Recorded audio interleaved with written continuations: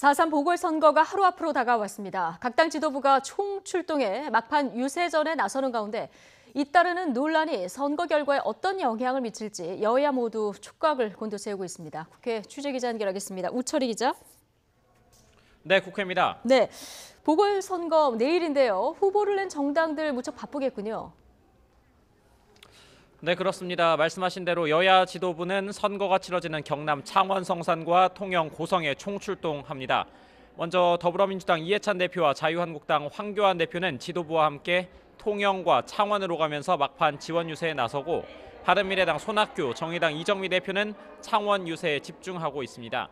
선거를 하루 앞두고 있는데 변수가 참 많습니다. 먼저 민주당 입장에서는 장관 후보자 낙마와 청와대 인사검증 책임에 더해서 집 세 채가 국민 정서에 맞지 않는 것이냐는 등의 해명이 적절치 않았다는 지적도 나와서 신경이 쓰이는 상황입니다.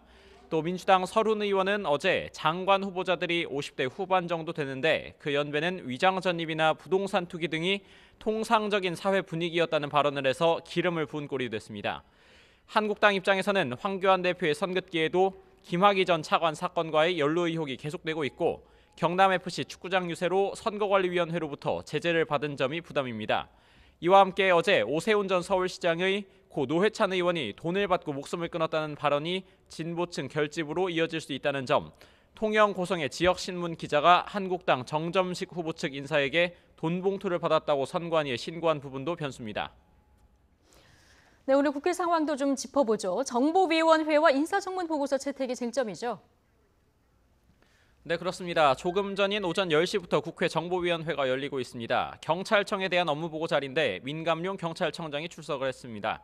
비공개로 진행돼 세부 내용을 알 수는 없는데 통상적으로 정보위에서는 경찰의 정보 분야 업무에 대해서 다루지만 오늘은 최근 관심이 큰 현안에 대한 질의가 집중될 것으로 보입니다.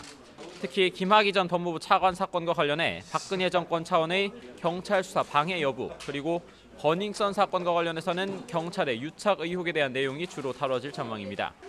또 국회 농림축산식품해양수산위원회는 조금 전에 문성혁 해양수산부 장관 후보자에 대한 인사청문 경과 보고서를 적격과 부적격 의견을 모두 달아서 채택했습니다. 다만 청문회 과정에서 제기된 문성혁 후보자 아들의 한국 선급 특혜 채용 의혹에 대해서 한국당이 감사원 감사를 청구해야 한다고 주장했고 민주당은 반대해서 공방이 벌어지기도 했습니다. 문재인 대통령은 오늘 국회에 청문 보고서를 보내달라고 요청할 예정인데 야당은 박영선 중소벤처기업부, 김현철 통일부 장관 후보자에 대한 절대 불가 입장을 고수하고 있어서 보고서 채택을 둘러싼 마찰은 계속될 전망입니다.